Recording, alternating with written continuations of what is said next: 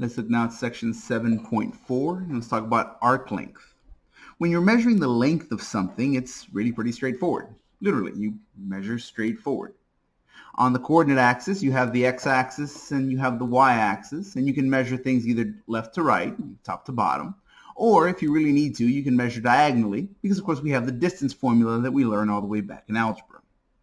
The problem is that that only works for straight lines, whether they be horizontal, vertical, diagonal. But what happens when you start having a curve? You say, well, then we just measure the curve directly. Well, yeah, but how do we do that? After all, whenever we have a coordinate axis, we have an x-axis that's horizontal, so we can measure things left to right. And we have a y-axis, which allows us to measure vertically. And combining vertical and horizontal allows us to measure diagonal. But in every one of those instances, we're measuring directly from one point to another. What happens if we're trying to measure a curve? What compounds the problem even further is that, well, sometimes what looks like something should be true, what looks like something should have a particular measurement, does not. We can't rely on our senses. We have to be more methodic. One example of that is there's an old optical illusion that you've probably seen before, maybe not. But here we have two strips of paper, and here clearly the blue one's significantly larger, right? It's I mean here maybe I can line them up a little bit better, but yeah, they're clearly the green one is quite a bit larger than the blue one. Except of course when I take them and I just have them switch places. Well, now clearly it's the other way around. Now clearly the green one's significantly smaller all of a sudden. The blue one's longer. And of course I can just line them up however I like. And I can say, well, let's see, let me line them up on the left or on the right. And either way, no matter how I organize them, clearly the blue one looks bigger until I switch them back again. And once we have them switched back, well, now clearly the green one's bigger. And somehow it actually looks bigger than before. But of course the secret is that they're exactly the same size. If you just stack them on top of each other, clearly they're exactly the same length. So when we have something that's curved, not only do we have an issue that we can't use the typical distance formula, but also our own intuition fails us. Curves are different than straight lines, both from a mathematical standpoint and from a visual standpoint, just from our preconceived notions of what length means. So let's say we had a curve that looks like this. Well, how can I measure it? Well, okay, so obviously curves are going to be difficult to work with, but we know how straight lines work. So maybe we can break it up into straight lines. We say, oh yeah, but there's no straight lines here. Well, sure, but there were no rectangles in the area of a region, and that didn't stop us from approximating it with little rectangles. That's what the Riemann sum is. The problem is, of course, if I just use a single straight line, that's a terrible approximation. If I say my curve starts here and ends here, the straight line that approximates that curve is an absolutely terrible approximation. It'll cross once, twice, thrice, and that's it. And everywhere else, it's very, very far away from our curve. So if I measure this straight line and say, oh, that measures 9 inches, well, that's great, but that doesn't really tell me anything about my curve. I don't know what my curve measures. Well, of course, the problem is that's just too long. If I have a smaller set of straight lines, I can approximate my curve a lot better. If instead of one large line, if I had several smaller lines, something that looked like this, well, now that's a bit better. Still not very good, though. Right? Instead of having one large line, now we have 3 smaller lines. Instead of one long line segment, now we have 3 shorter line segments. Now, of course, this is a lot better. It does follow my curve more closely than the single straight line did, but clearly there's still a bunch of gaps here. This is definitely not the same as this, and this is not the same as this, and that's not the same as this straight line. Now, of course, it's better because it touches at several more points than we did before, and the gap between the line and the curve is smaller, but it's still not great. Well, okay, but maybe that's because I haven't broken it up into enough small line segments. If instead of using those 3 larger, or I guess I could say mid-size lengths, what if I had 6 small lengths, something like this? Well, now I start to have actually a pretty good approximation, because even though this is made entirely of straight lines, it does follow my curve rather closely. So here, if I were to add up the lengths of those 6 lines, then I could have a decent approximation of the length of my curve. It wouldn't be exact because, again, obviously, these are not the same. You can see here a few places where there's gaps, right? But it does follow the length of this curve decently well. If I then took the time to break this into smaller pieces, and instead of using 6 small pieces, I were to use 12 very small pieces or 120 tiny pieces, well, then I would start to get an extremely good approximation. This is the not so secret of calculus. Anytime you're dealing with calculus, this is what you're doing. You're taking something that is changing, that is dynamic, that's curved. Either your line is curved and you're looking for the arc length, or you're looking for the area underneath the curve or beneath some curves. In later courses in Calculus 3 and above, you'll be looking at things in higher dimensions. Instead of looking for lengths and areas, you'll be looking for volumes of things. We've seen a little bit about volume here, but you'll get more generalized abilities, more generalized knowledge of that. In every one of those cases, the way we do it is exactly the same. Take the object that you're dealing with and say, what's the simple version of this? What's the simple version of a curve? Oh, a straight line. What's the simple version of a blob? Oh, a square or a rectangle. Okay, now take your object and break it up into little tiny versions of the simple version. So here, take your curve and break it into little tiny straight lines. Or for an area, take your area and cut it into little tiny rectangles. And when you see it in Cal 3, you're going to take a volume and you're going to break it into little tiny cubes. Right? The simplest version of a three-dimensional object is a little cube. And then what you're going to do is you're going to add those all together. That's essentially what all of calculus is, what all of analysis is. Take something complicated, take a simple version of that, break up the big complicated thing into little simple versions, and then add them all together. And of course, abuse the limit until things become very, very good approximations to the point where they are perfect. So let's see how to do that for this particular instance. We're going to begin by saying, okay, I want straight sides. I want straight line segments, which I will add together. So once I have straight sides, once I have straight line segments, I know how to find their length. The length of a straight segment, I can take the 2 endpoints and find the distance in between them. So we're going to need the distance formula. So let's recall the distance formula, and this is something from algebra. The distance, I don't know how to spell, there we go. Distance formula says that the distance between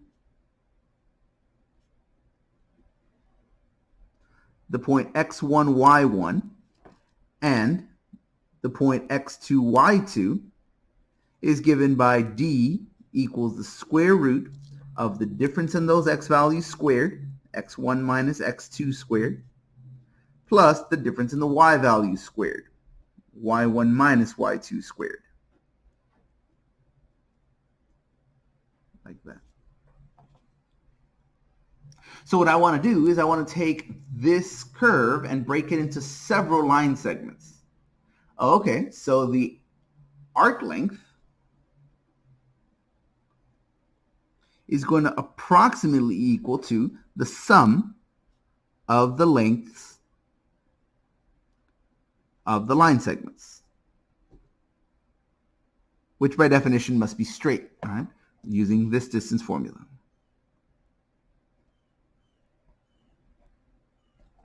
Okay, so let's see what that is. All right, well, we're going to have different line segments. They're all going to have the same distance. Oh, but they may have different distances here, right? I may have one line segment that's slightly longer, slightly shorter than the other. I might have one that's a little bit longer and one that's a little bit shorter. Okay, so I shouldn't say they're all the same value of d. Okay, so how do we do that? Let's break this up into individual points that we're going to be connecting. So here we'll call this one x1, we call that one x2 and x3 and x4 and so on until we get to the very last one, which we can call xn. right? The 5th one, the 100th one, the 1000th one, however many points we had in between. Okay, so this is going to equal to that first distance plus that second distance plus that third distance, on and on and on. Okay, so let's write it out the long way first. That's going to be square root of, well, between these points, that's going to be x1 minus x2 squared plus y1 minus y2 squared, like that. But now the distance between this one and this one, it's going to use the same formula, but instead of x1 and x2, now we have x2 and x3. So that's going to be the square root of x2 minus x3 squared plus y2 minus y3 squared. And those are going to be added together. And then, of course, you would add the third one, and then the fourth one, the fifth one, the sixth one, and so forth. Okay, well, we don't want to write out 50 or 100 or 1,000 summations. Let's actually just write it using sigma notation. That's why we spent all that time in pre-cal and cal 1 learning that, because it allows us to more simply express ideas like this. So this is going to be the sum as I goes from 1, so we're going to start from the first one, going out, okay, up to n minus 1. You say, well, wait a minute, I thought you said we were going to go up to n. Well, yeah, but remember, if we have x1 to x2, that's the first line segment. x2 to x3, that's the second line segment. So the line segment is named after the initial point. So here, x sub n is never going to have a line segment after it. We're never going to have another line segment afterwards. So this very last line segment from here to here would be named after this point, which is not x sub n, it's one before that. So here that would be x sub n minus 1.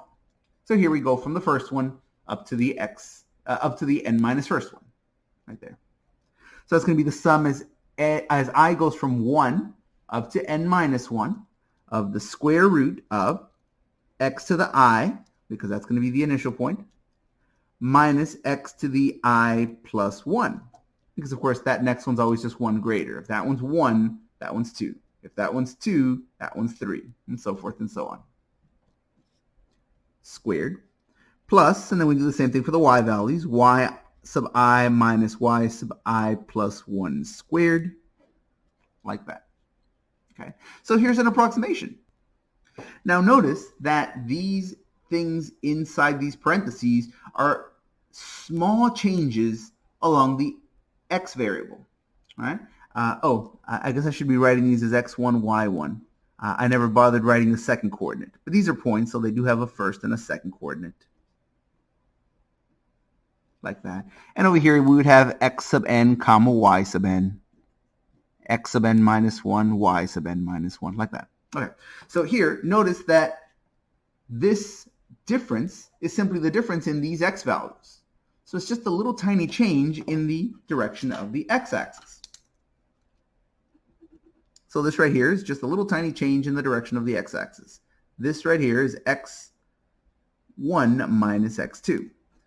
Well, even since cal 1, we've been calling small changes in the direction of the x-axis, we've been calling them delta x. Now, of course, there's different ones, one for this and one for this and one for this. So here I'll go ahead and say this is delta x sub I. The first delta x, the second delta x, the third delta x, and so forth. And we can say the same thing for this expression, y sub I minus y sub I plus 1. That's going to be the difference in the y values, a little change in the direction of y. And again, since we're trying to make these points close together so that we have a good approximation, it's going to be a very small difference. So here, you can write that as delta y sub I, just an alternate notation for that little tiny difference. So this delta y sub 1 would be this first small change in the y variables. Delta y sub 2 would be the second change in the y variables between the second set of points, and so forth and so on. So here we can write this way, and it still says exactly the same thing as the line above. We're just using a more compact notation. But now this compact notation suggests something. Yeah, I have a delta y and a delta x. That sounds like a slope, doesn't it? If you think back to just regular algebra, change in the y divided by the change in the x, that's a slope.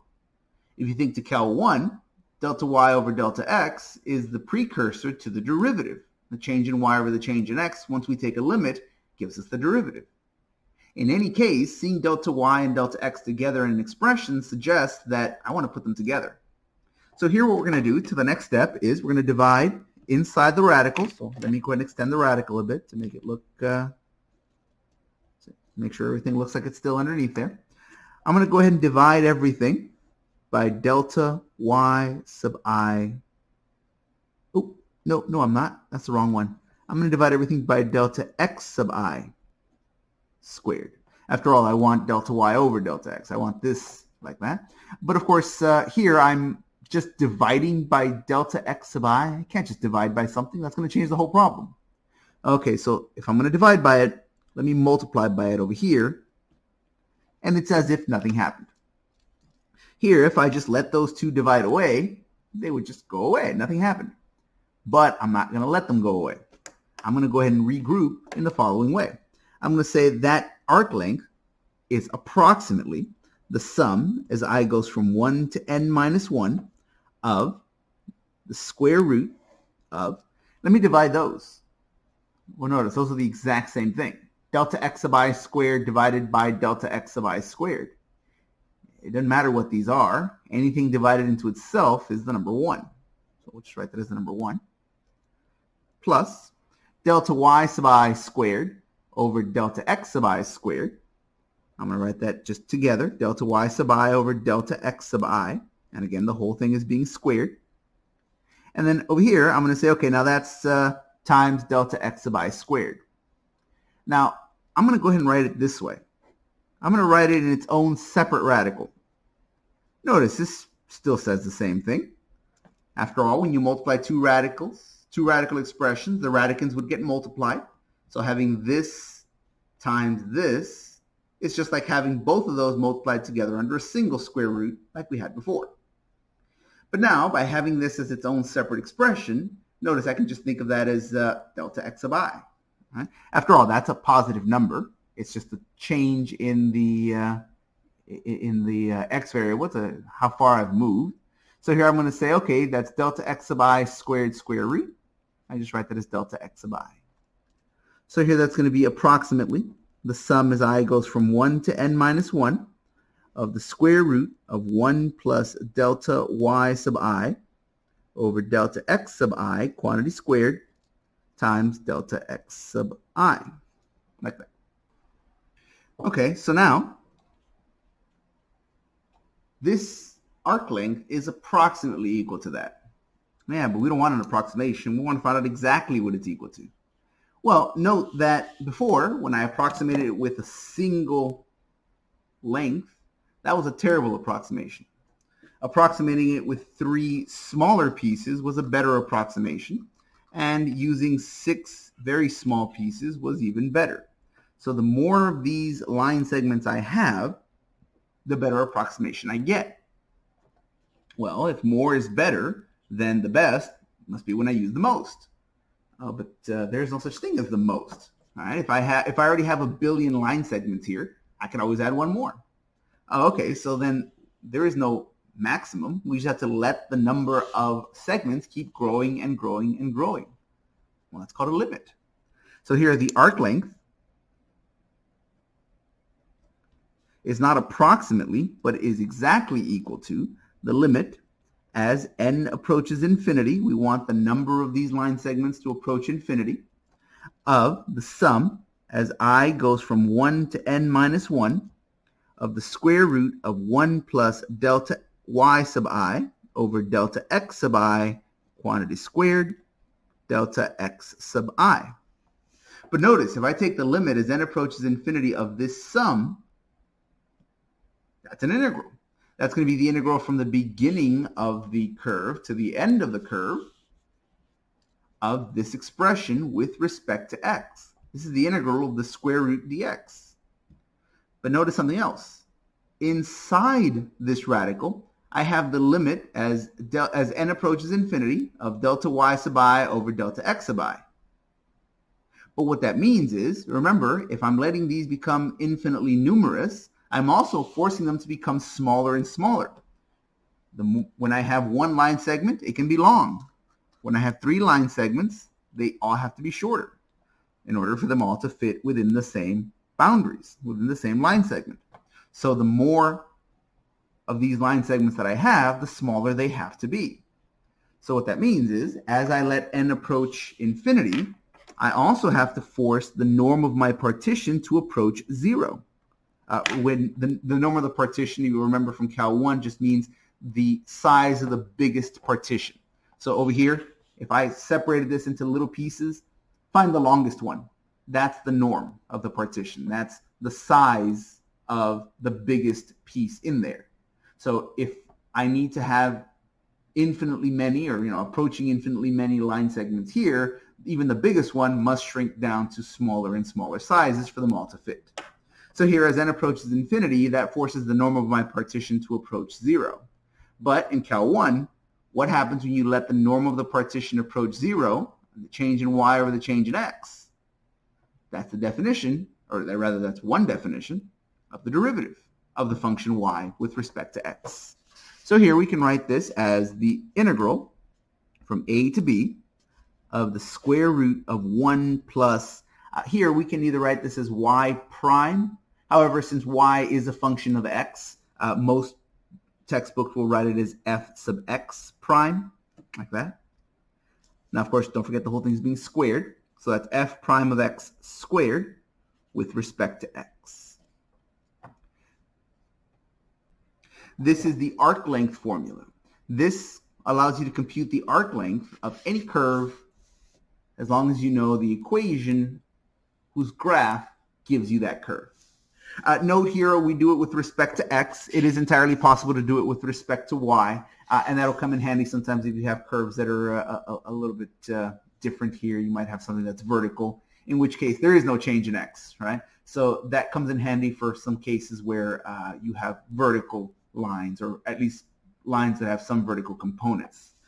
So here, to summarize the formulas, the arc length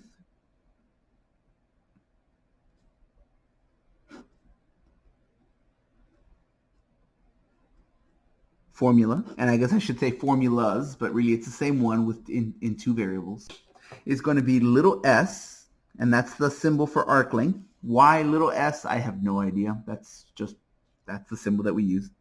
I guess area was already I guess the letter A was already taken by area. I'm not sure. Maybe S looks like a little curve, like the thing we're trying to find the length of. I have no idea, but that's a symbol for arc length. Lowercase s. Incidentally, uppercase s is something you'll see in Cal 3. It's related to arc length, but it's different. So here, lowercase s, and that's going to equal to the integral from a to b of the square root of 1 plus f of x prime quantity squared integrated with respect to x. Or if you need to do it with respect to y, that's going to be arc length s is the integral from c to d, and here they just use c and d so that you don't so that you notice there's a difference there. Square root of 1 plus g prime of y quantity squared dy, just like that.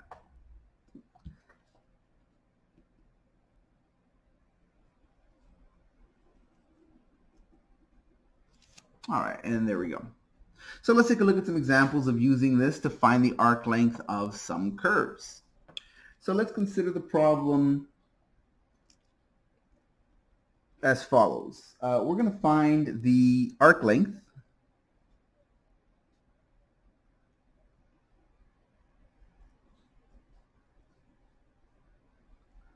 of the graph of y equals x to the 4th over 8 plus 1 over 4x squared on the interval from 2 to 3, meaning the x value starts at 2 and goes out to 3. Illustrations for these are not required at all, but for a quick illustration, it looks something like this. You have a curve, and that curve does keep on going in both directions, but we only care about it starting from 2 up to 3. So even though that curve does keep on going forever, in both directions, in fact, here we only want this piece. So we're going to measure that. Okay. A quick disclaimer, the arithmetic and the algebra required to simplify these expressions can be extremely long and complicated. The reason for it is because of that extra +1. Notice that's a perfect square under a square root. Okay, awesome. Things should simplify. Okay, it's a perfect square +1. That's going to make things very complicated for many problems. So in this section and in your assignment and your homework and the problems you're going to be looking at, they have gone very far out of their way to give you problems that can be simplified. If we just had an arbitrary function, f of x equals x to the 5th plus 5, there's a very good chance that could not be resolved nicely. Now, maybe it can, but generally speaking, an arbitrary function in here is not something that's easy to do. In later sections, we'll learn more advanced integration techniques, which will allow us to integrate some things that are more complicated, but still, some of our functions are going to be very difficult to work with. So just keep that in mind. If you just pick an arbitrary function and say, okay, let me find the arc length, it's not that this formula doesn't work. It absolutely does. It's just, it might be so hard to simplify it that, well, it may not be worth our time to do it that way. All right. So let's go ahead and take a look at this one. And as I said, in anything in the homework sections, in the exercises, or anything in this lecture that I've prepared is going to work out nicely because we go very far out of our way to make sure that these are not thoroughly impossible. All right, so let's go ahead and take a look at this. The arc length is going to be given by the integral from. We really only need to worry about this in case we have vertical segments, in case you have something that's completely straight, just straight up and down, or that has some portions of it that are just straight up and down. Generally, we can just use this one. The only other time when we might use this one is if you have a function of y instead of a function of x, which is not easy to simplify, meaning x equals to some function of y, and you can't undo that. Okay, then you might have to use this one as well. But generally, we're going to use this one. All right, so here we go. We're going to take the integral from a to b. Since we're integrating with respect to x, we just want to find the most extreme x values on either side. Well, they're given to us, 2 and 3. Incidentally, if you're not given an interval, the correct answer is always infinite. Right? What's the arc length of this graph? Oh, it's infinitely long because it keeps going. Oh, yeah, we need boundaries. Huh? So here we take the integral from 2 to 3 of the square root of 1 plus the derivative of this. So let's take the derivative. Take our 4, bring it down, subtract 1 from the power. So that's going to be 4x to the 3rd. But then we're dividing by 8. So 4 over 8 reduces to 1 over 2. So this will be x to the 3 over 2 plus, and then we'll do something over here. We're going to take 1 over 4x to the 2, like that, and we're going to take the derivative. And that'll give us minus 2 over 4. And then down here we'll have x to the 3rd. But of course you got 2 over 4, so that's going to reduce to 1 over 2. So this will be negative 1 over 2x to the 3rd. And again, all I've done is I've taken the derivative of this one first, the derivative of that one second. And then don't forget we're squaring. So 1 plus the derivative of your function, and then that derivative is squared. Not the 1, just this derivative. And then the whole thing will be integrated with respect to x. All right, so let's go ahead and do that. That's going to be the integral from 2 to 3 of the square root of 1 plus, let's go ahead and square this. In fact, let me just do this over to the side. I have x to the 3rd over 2 minus 1 over 2x to the 3rd. The whole is squared. Okay, well, squaring something means multiplying it times itself. So we multiply it times itself, and then we distribute. So that's going to be what? X to the 6th over 4. Let's see, that's going to be negative x to the 3rd over 4x to the 3rd. Oh, well, x to the 3rd divides x to the 3rd, so that goes away. So really, we're just left with negative 1 over 4. Okay, that's nice. And that'll be the exact same thing. That's negative. These two will divide away. 1 over 4. And then multiplying these, double negative makes that a positive. That's 1 over 4x to the power 6. And then here, you can combine those. Minus a quarter is minus a half. So when we square this, we end up with x to the 6th over 4 minus 1/2, and then plus 1 over 4x to the 6th. Note that's those are just regular numbers, so we can combine those. 1 minus 1/2 is now positive 1/2. So this is the integral from 2 to 3 of the square root of x to the power 6 minus, I guess it should be plus 1/2 now. Yeah, plus 1/2. Plus 1 over 4x to the power 6 dx. Okay. So now we need to integrate this right here. So this is our setup. We take our function, square it, add 1, simplify. Now, in some cases, this expression right here under the square root, the way it is, you can just integrate. That's not likely, though. More often than not, we're going to have to take the integrand and simplify in some way before we can integrate. Now, there will be a few times where, again, in this section, we go out of our way to make sure this can be simplified. But in some cases, outside of this section, if you're doing this for some application, physics or something of that nature, you might have something that doesn't integrate nicely, meaning we can't simplify it, or at least we don't know how, in which case you'll use a form of numerical integration. That's not something we've seen yet because it's not introduced in Cal 1. However, in a later section here in Chapter 8, we'll talk about numerical integration, which is a way of integrating something to get an approximation. It's not an exact answer, but it's very, very, very close. So here, if this can be simplified, we proceed. If not, we would go on to use a form of numerical integration, the trapezoid rule, Simpson's rule, or one of the others that we develop. But everything in this section can be simplified. So let's proceed here. Note, I can give these a common denominator. Common denominator of 4. So I can write this as integral from 2 to 3 of the square root of x to the power 6 plus 2. Here I'm going to write this in the numerator. That way I can take the denominator and just write it as the number 4. So here I'm going to write that as plus x to the minus 6 all over 4. And we know how to take the square root of 4. That's just the number 2. So there's a square root of 4 in the denominator, which really means there's just a 2 in the denominator. So I can factor that out as 1/2. Right? That 2 in the denominator factors out.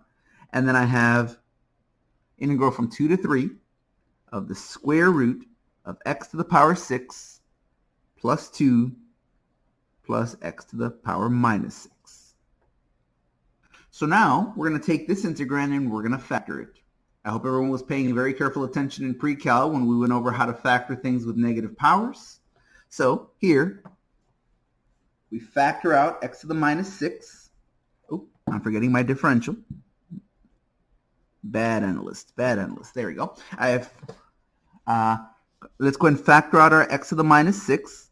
So this will be 1/2 integral from 2 to 3 of the square root of x to the minus 6 times x to the 12 plus 2x to the 6 plus 1. Okay. So we factored out the negative, we factored out x to the minus 6 as a common factor. And notice now, this is quadratic in form. Going back to algebra, this is saying x to the 6th squared plus 2x to the 6th plus 1. That's quadratic in form, which means it factors. So we can write this as 1/2, the integral from 2 to 3, of the square root of x to the power of minus 6. This factors out to give us x to the power of 6 plus 1, quantity squared, like that.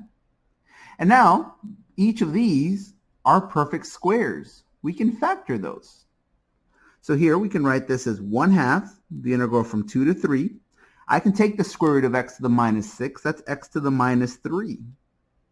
And if I take the square root of x to the 6 plus 1 squared, I just get x to the 6 plus 1.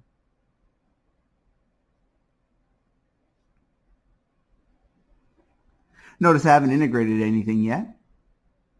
I've just simplified. But now that my radical's gone, hey, if I redistribute these, that's just going to use the power rule. So now I can write this as 1/2, the integral from 2 to 3. If I distribute these, that's x to the power 3 plus x to the power minus 3.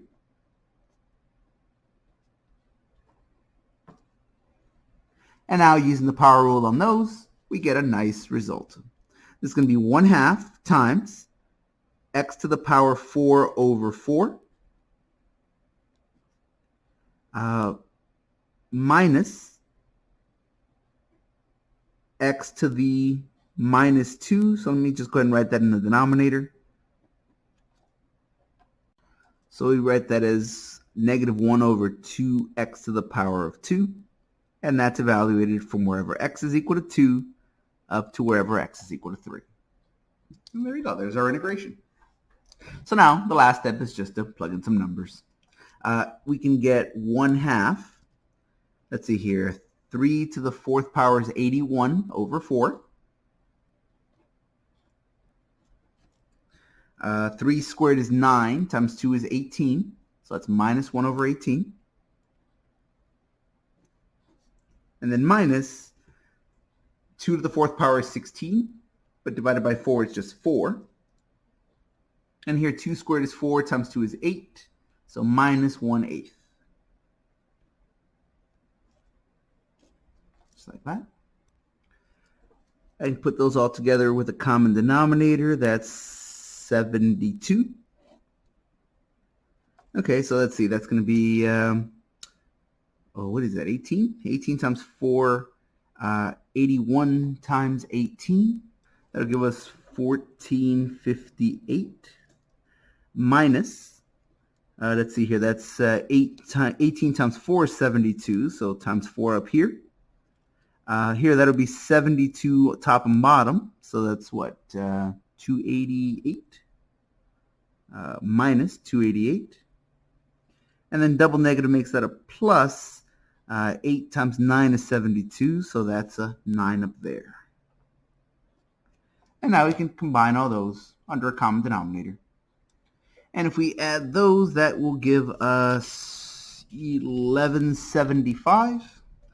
So that'll be 1/2 times 1175 over 72. And of course here you can just multiply those together. So this will give us 1175 over 144.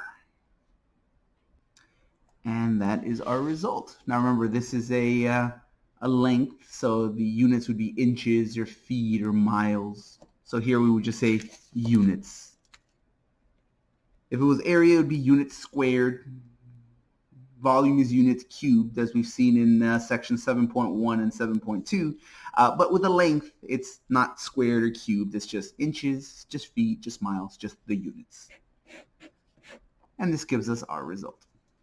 I'll once again note that because of this extra +1, it requires us to do a decent amount of algebra here to simplify all this out.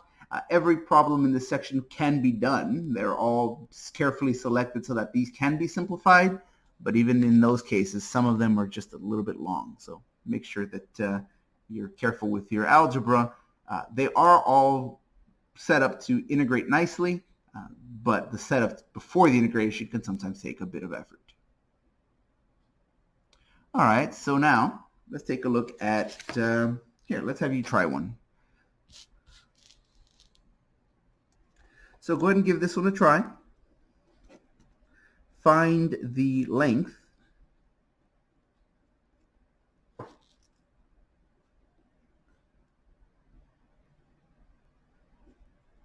of the graph of the function y equals the natural log of the cosine of x on the interval from 0 to pi over 3. Go ahead and give this a try.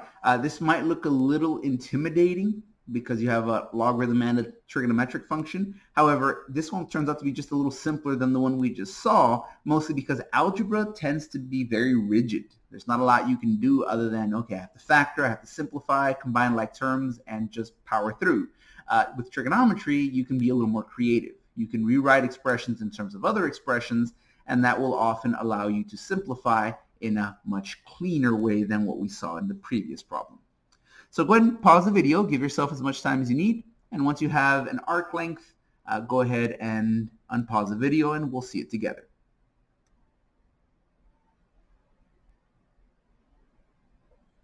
All right, so let's take a look. The arc length is given by the integral from a to b of the square root of 1 plus the derivative of the function squared dx. Okay, so we know all of these components. We can just pop them all in. So a to b, that's from 0 to pi over 3. Square root of 1, and that's always just the number 1, plus the derivative of this. Okay, well, the derivative of the natural log of the cosine of x. Remember, the derivative of the natural log of something is the derivative of that something over that something. Okay, well, the derivative of the cosine of x is negative the sine of x. So, negative the sine of x over the cosine of x. And then the whole thing is squared dx, like that. So the derivative of the natural log of the cosine of x, you take the derivative of the cosine of x as the numerator over the cosine of x as the denominator. All right, so now there's our expression. So now we need to integrate this thing. Now, again, with an algebra problem, you would have to go through and simplify using only factoring, combining like terms, and algebraic trickery and the like. However, with trigonometry, we can be a lot more flexible. I can rewrite this in terms of another function. Negative sine of x over the cosine of x, well, that's negative the tangent of x. So that's the integral from 0 to pi over 3 of the square root of 1 plus the tangent of, negative tangent of x, which is being squared. Okay, well, squaring a negative makes that a positive. All right, so I can write that as the integral from 0 to pi over 3 of the square root of 1 plus tangent squared of x. Okay. Now, that plus 1 is just annoying, right? Because square root of the tangent of x squared would just be the tangent of x. You wouldn't even have to worry about absolute values because between 0 and pi over 3, tangent of x is positive. So it would just be the tangent of x. But that extra plus 1 causes problems. Again, in an algebraic setting, you'd have to find some way of absorbing this 1 into the tangent squared of x by combining like terms, finding a common denominator, or some other algebraic manipulation. But this being trigonometry, hey, that's a Pythagorean identity. 1 plus tangent squared of x, that's a secant squared of x. So you can write this as the integral from 0 to pi over 3 of the square root of the secant squared of x dx. Like that, which we can now simplify. Now, again, normally, square root of secant squared of x should be the absolute value of the secant of x. But we're looking on the interval from 0 to pi over 3. And on the interval from 0 to pi over 3, in fact, on the interval from 0 to pi over 2, secant of x is only positive. Remember the graph of the function y equals secant of x. Between negative pi over 2 and positive pi over 2, the whole thing's positive. So here, that doesn't need a square, that doesn't need an absolute value because it's always positive. So here we can write this as the integral from 0 to pi over 3 of the secant of x dx. Okay. Again, if this was in a different interval, we might have to worry about absolute values, but because secant of x is strictly positive here, we don't have to worry about that. Now we're going to take the integral of the secant of x dx, which was that sort of long, strange-looking one. It's the natural log of the absolute value of the sum of the secant and the tangent.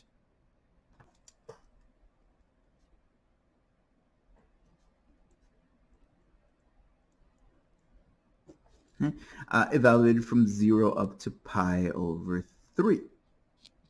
Okay, let's see here. Let's pop in these numbers. That's going to equal the natural log of between 0 and pi over 2, both secant of x and tangent of x are positive. So we don't really need to worry about these absolute values.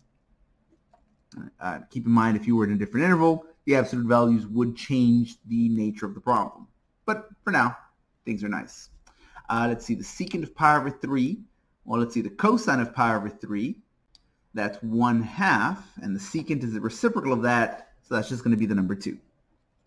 The tangent of pi over 3, that's the sine of pi over 3 over the cosine of pi over 3. So we have root 3 over 2 divided by 1 over 2, which is just root 3, plus root 3. Okay. Minus, now we're going to plug in zeros here, so it's going to be the natural log of secant of 0. Well, the cosine of 0 is 1, and the reciprocal is still 1, plus, and the tangent of 0 is just 0. Okay, so this gives us the natural log of 2 plus root 3 minus the natural log of 1. And recall, the natural log of 1 is identically 0. So here we can say, okay, well that's 0, we don't worry about that. And so our arc length turns out to be the natural log of 2 plus root 3 units.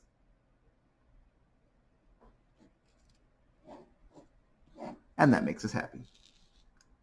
Okay. Note that that was a bit of manipulation, but it's not quite as much as we see with the polynomial that we started with earlier. Oh, actually, it wasn't polynomial, was it? It was a polynomial plus a rational expression. Something that involves a little trigonometry will often be simpler to work with because of the flexibility of trigonometry. One application that you can have using the arc length of a curve is we can talk about the surfaces of revolution. In a previous section, we saw solids of revolution.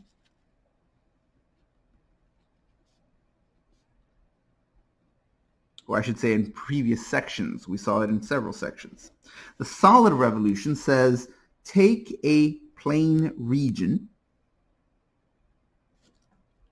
something flat, something that takes up some area, and now revolve it around an axis. So that when you're done, you end up with a three-dimensional object that has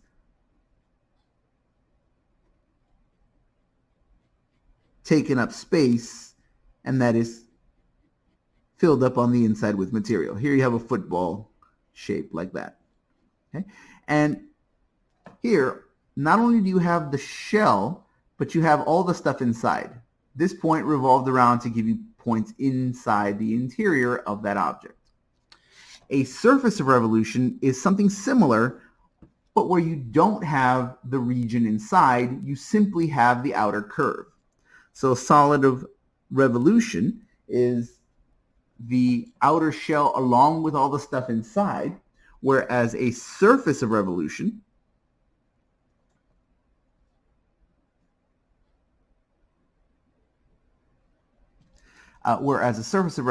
is you start with not a plane region, but just a plane curve. None of the stuff under, I'm off screen, aren't I? None of the stuff under here, none of the stuff in here is part of the starting region, right? It's just the curve. Here you have the curve and the stuff inside. Here you have just the curve. So now if I take that and I revolve that, that's a surface of revolution.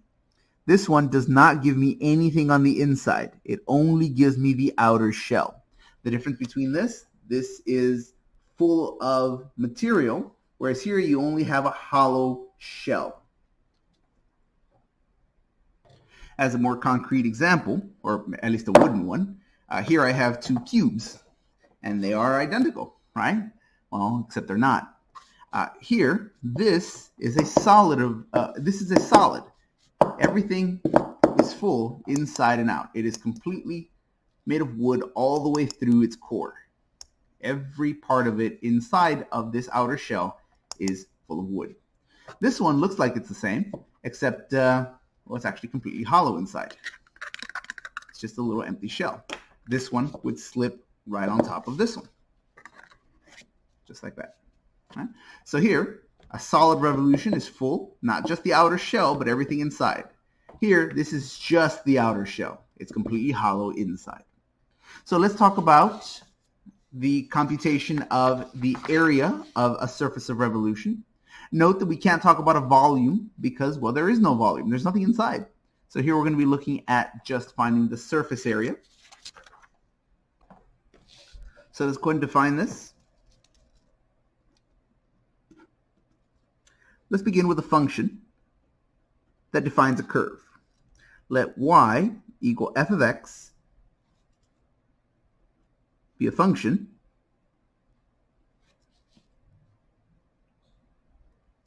with a continuous derivative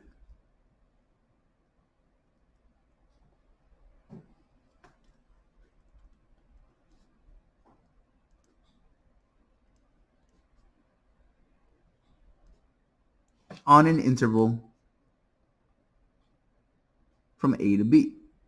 Now, we don't care if it has a continuous derivative outside of there. Maybe it does, maybe it doesn't. It doesn't really matter because we're looking at the curve only in this region, only over this interval. Okay, the area of the surface of revolution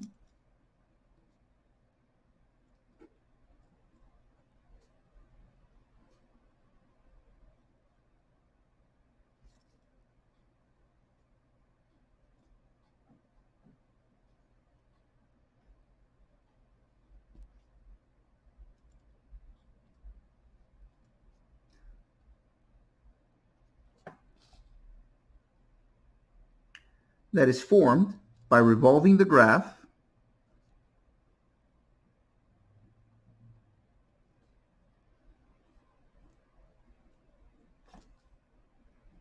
of the function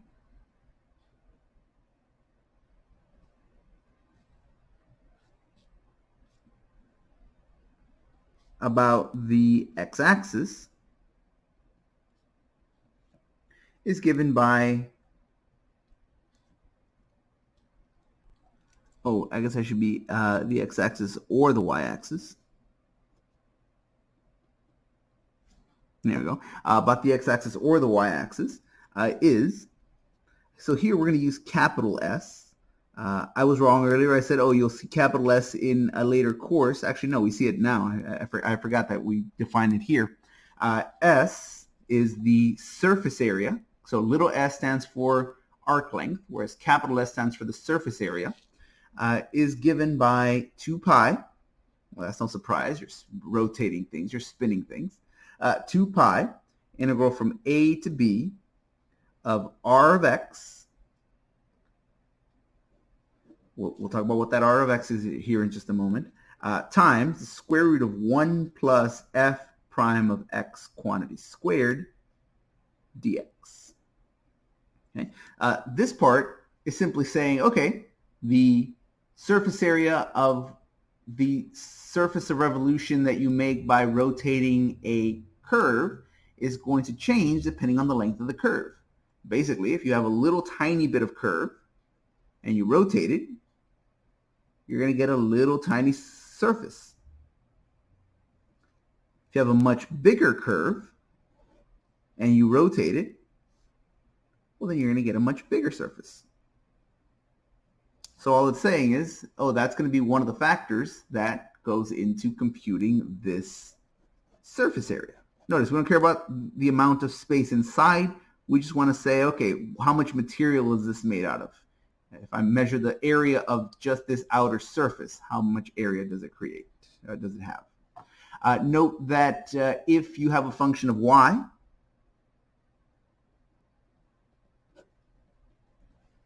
so if x is a function of y, we define the we define the area of this object using something similar. The surface area is 2 pi times the integral from c to d of r of y square root of 1 plus g prime of y quantity squared dy. So we can define the function in either direction. We can either say y is a function of x or x is a function of y, and a slight modification gets you that result. Now here, what do we mean by r of x and r of y? R stands for radius. It has to do with the distance from the axis of rotation to the curve itself. So here in my illustration, either one will work. Let me use the bigger one. That's the axis of rotation. That's where I'm rotating around. R simply stands for the distance from that axis to the curve. Essentially, the idea being the bigger this distance is, the wider circle it's going to form. And if you have wider circles, it's going to form a bigger object, which means more surface area. All right? Same thing over here, the distance from here to here. Now, if your axis of rotation was in a different direction, that's fine. Let's say I started with that curve there. And instead of spinning it this way, like I did in the previous illustration, let's say I spun it this way. Okay, well then I'm going to get this hollow shape, like a funnel.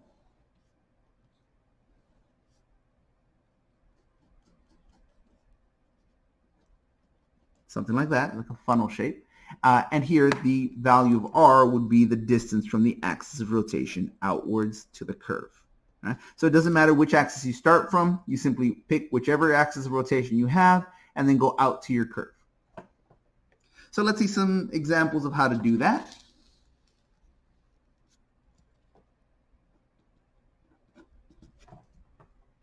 So let's find the surface area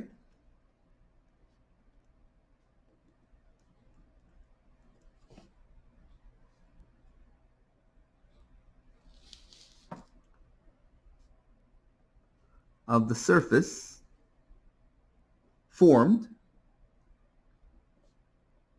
by revolving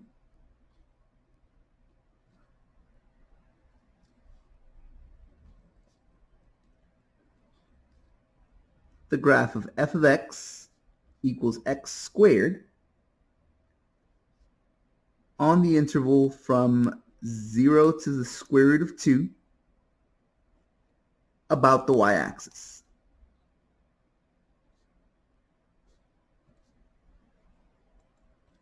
The illustration for these, the drawings for these are not at all necessary, but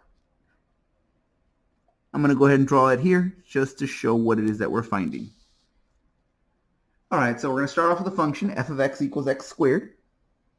Okay. Now we don't care about the entire parabola, we just care about it from 0 to square root of 2. So I don't care about the left side of the parabola, only from the origin and out until I get to the square root of 2. Okay, so I don't care about anything else besides that part of the curve. Now I'm going to revolve that around the y-axis. So something like this. And so what I'm going to get is, again, there's nothing in here, so this is still going to remain completely hollow. What I'm going to end up with is a bowl. Literally, like something you'd eat cereal out of. Right? There's nothing inside of here. It's completely hollow. You only have the outer surface of the bowl. Okay? So what we want to do is want to find the area of this material. Essentially, if this was a cereal bowl made of plastic, how much plastic did I use to make the cereal bowl? Something like that. We want to figure out how much does it take to cover the outside. Maybe a better analogy would be if this was a bowl. Let's say I wanted to paint the outside of the bowl. How much paint should I use to cover the entire surface of the outside of the bowl? That might be a better analogy. And in fact, that's a good way to think about the previous illustration that we had back here, the difference between a solid of revolution and a surface of revolution. Here, this has stuff inside. Here, we only care about the outside. So going with an analogy of paint, finding the volume of a solid of revolution is asking one thing. Asking for the surface area of a surface of revolution is asking for a different thing. Here, this is asking for, if I had this object and I wanted to paint the outside, how much paint would I use to paint the surface, the outside of this shape? This one's asking for, okay, if I wanted to fill this up with paint on the inside, just pour paint inside, how much paint would it hold? This is how much paint does it take to cover the outside. This is how much paint can I pour inside. It's basically the difference between those, going with the paint analogy. So in any event, here we're trying to find the surface area of this outer shape. Okay, so we have a function of x. Okay, so we're going to be using this form right here. This is only if you have a function of y. So the surface area is given by, and here I'm just going to rewrite that formula, 2 pi integral from a to b r of x square root of 1 plus f prime of x quantity squared dx. All right, so let's take a look at filling all these things in. Obviously, we know the boundaries from 0 to root 2, so we just pop those in. There's no extra computation required there. 0 to root 2. Okay. Now, to find the value of r of x, remember what that means. It means from the axis of rotation to the curve, we have to have a function that describes that. So here's my axis of rotation. Here's my curve. And I want to find the distance from here out to here. And remember, I have to do it using the x variable. Well, then I could just say x. Because after all, the distance from the y-axis out to this curve, that's just the x variable, right? If x is equal to 1 right here, what's that distance? It's 1. If x is equal to 1.2 right here, what's that distance? It's 1.2. It's whatever the x variable is, that tells me the distance from the y-axis to the curve. So that's just going to be x. And then over here, I would just input the same stuff that I would input if I was trying to find the arc length of that curve. So that's going to be square root of 1 plus, take your function, find its derivative. Okay, so x squared has a derivative of 2x. And don't forget the thing is squared. Dx. Okay, here I can clean that up a bit. That's 2 pi integral from 0 to root 2 of x square root of, if I square this, I get 4 x to the second power plus 1. And now, because of this extra variable out here, this actually is not a difficult problem to integrate. If it was just like that, that would take a substantial amount of effort to simplify, or maybe we can't simplify. I'm not sure. I actually haven't gone through it. But here we don't need to simplify that because that extra variable on the outside, that extra x, allows us to just use a u substitution. So thinking back to the end of chapter 4 in Cal 1, we can say, oh look, that integrand, let's just call it u. So u is equal to 4x squared plus 1, which means du is 8x dx, which is almost exactly what I have right here. Well, I need to divide everything by 8 though right here because I don't have an 8. Okay, so that's 1/8 du equals 1x dx. Divide both sides by 8. But now this x dx is 1/8 du. So let me factor out the 1/8. So that's going to be 2 pi. I have a 1/8 right here, which I'm going to factor out now. So just put that over 8. Integral the square root of 4x squared plus 1. That's just now the square root of u. That x dx becomes 1/8 du. Well, I already kicked the 1/8 out. I factored it out. So du is my new differential. And now I can change my boundaries of integration because after all, here, these boundaries represent what are the values of x. Well, I don't want the values of x. I want the values of u now. Okay, well, let's go ahead and do that. If x equals to 0, well, then that implies that u is equal to 4 times 0 squared plus 1. All right, here I have x equals to 0. Okay, so u is equal to 4x squared plus 1. So if x is 0, then plug it in. So that's going to be 0 plus 1, which is 1. Okay, so that's my lower boundary. On the other hand, if x is equal to the square root of 2, that means u is equal to 4 times root 2 squared plus 1. Root 2 squared is 2 times 4 is 8 plus 1 is 9. So there's a 9 right there. And now we can integrate that thing. Here, let me just reduce that. 2 over 8 is the same as 1 over 4.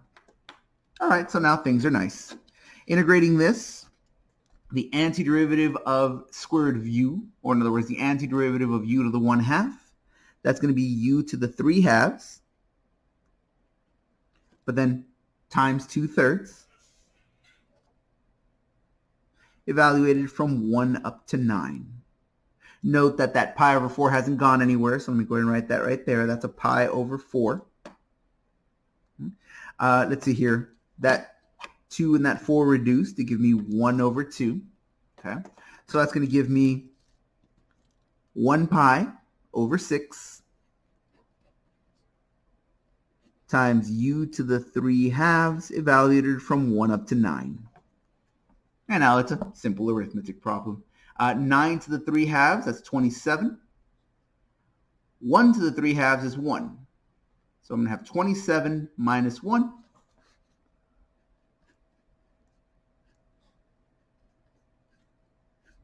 Times pi over 6. 26 pi over 6, which of course I can reduce. 26 over 6 reduces to 13 over 3. So we end up with a surface of revolution. The surface area out here, the amount of paint that it would take to cover this area here. Remember, it is an area, so we're using square units. Right? Inches squared, feet squared, miles squared. So here this is going to be units squared.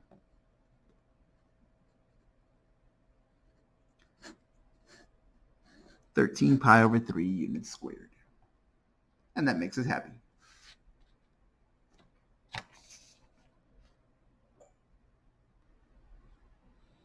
All right, so to finish off this section, let's have you try one.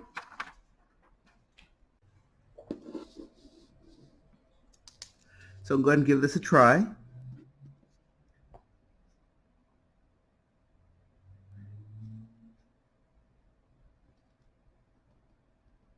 Find the area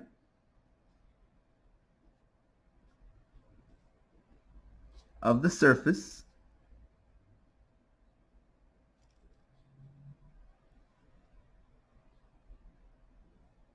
that is created by revolving the graph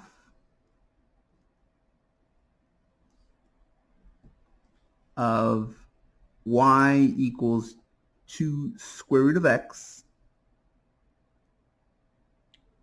on the interval from 4 to 8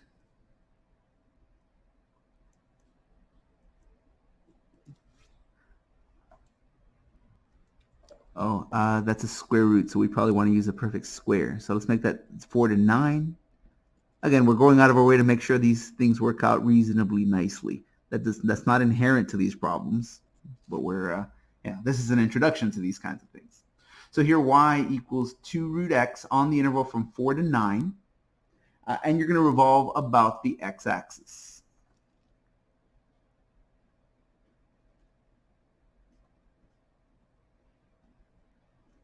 Okay, so go ahead and pause the video, give yourself as much time as you need, and then once you have the area of this surface described, go ahead and unpause the video and we'll finish it together.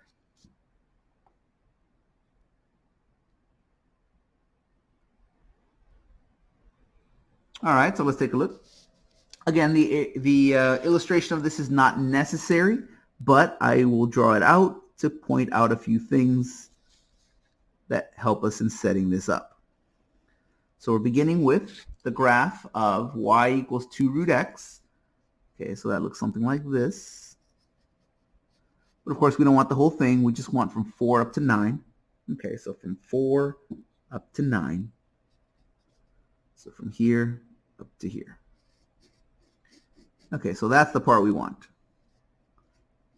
Yeah, the function is defined outside of there, but we don't care. Just that part.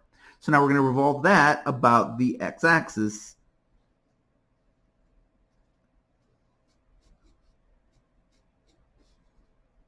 Let's see, and that'll be something like this.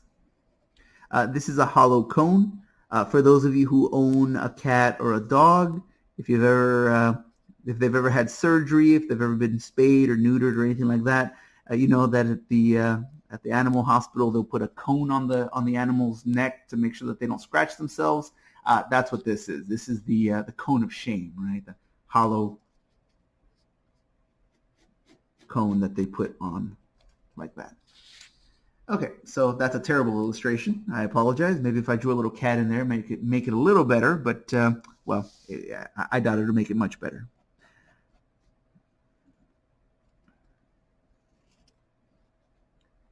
But in any event, this terrible illustration is good enough for our purposes. Let's see here.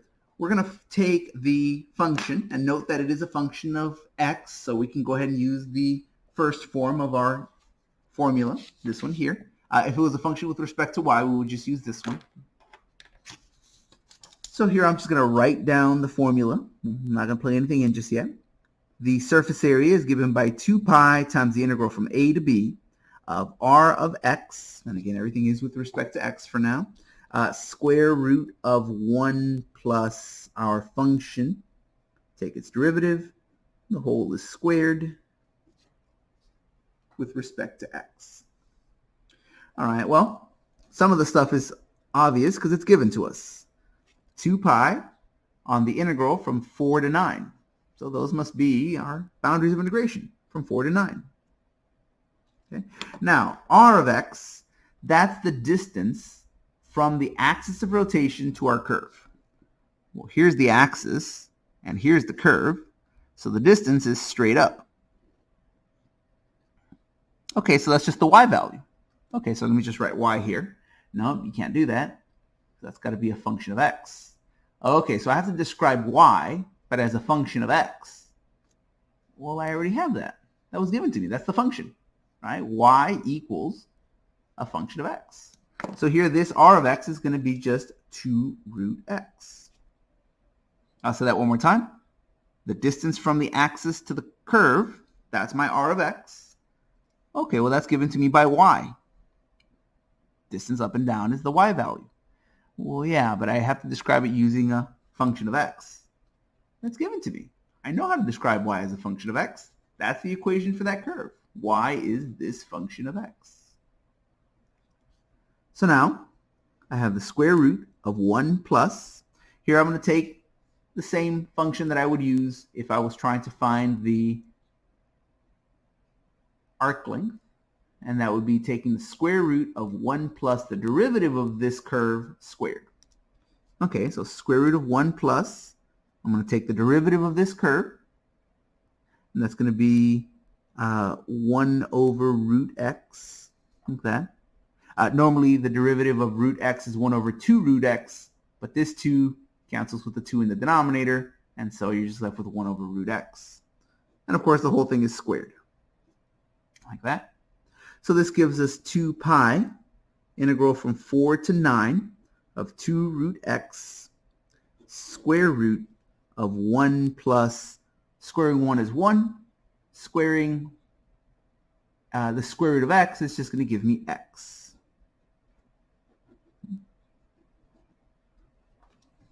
dx, like that. Here I can simplify this a bit. This requires just a bit of algebra, but thankfully it's nothing very complicated. I'm just going to add these two expressions. Okay, well I need a common denominator. So this will give me x plus 1 over x.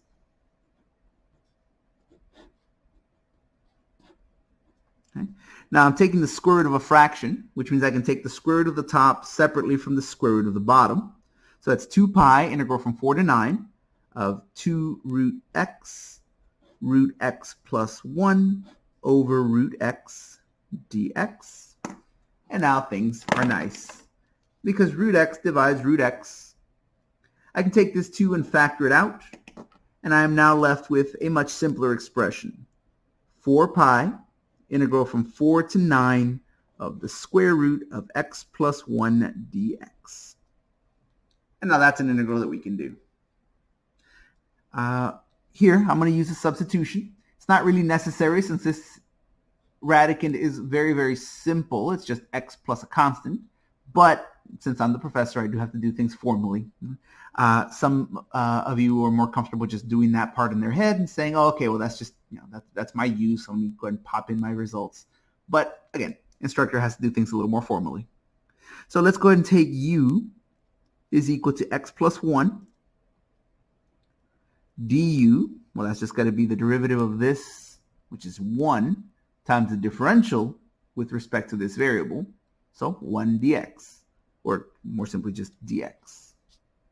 Now keep in mind, if we're changing our variable, that also means our boundaries are changing. These boundaries are with respect to x, but I need them with respect to u. Okay, so if x equals to 4, that implies that u is equal to 4 plus 1, which is 5. And if x is equal to 9, that implies that u is equal to 9 plus 1, which is 10. All right, so that's going to be 4 pi. The integral from 5 to 10 now, since I've changed my boundaries of integration, of the square root of u du. And now that is nice. I can find the antiderivative of the square root of u. That's going to be 4 pi times. That integral is going to be 2/3 u to the 3 halves, evaluated from 5 up to 10. Here, that's going to be 8 pi over 3 times, let's see here, if we take 10 raised to the 3 halves, that's going to be 10 root 10. And if we take 5 to the 3 halves, it's going to be 5 root 5. And I'm sure there's other ways you might simplify that, but that's good enough.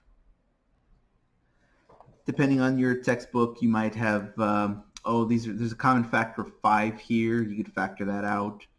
There's a common factor of root 5 here. There's other ways you can write this. Here we can write this as, there's a common factor of 5. So we could factor that out. That's 40 pi over 3. And that'll give me 2 root 10 minus root 5. And there's a common factor of root 5 here. So we can write that as 40 root 5 over 3 pi times 2 root 2 minus 1, like that. Any of these would suffice. They're all equivalent. In any event, it's that many. And since we're talking about an area here, that's going to be units squared. So we end up with whichever one of these you like, units squared. Or squared units, or however you want to say it. And there we go. So that's it for the problem. That's it for this section. If anybody has any questions, comments, or problems, please make a note of them and reach out to me. Let me know during our next office hours or during our next class meeting. And I hope everyone has a nice day.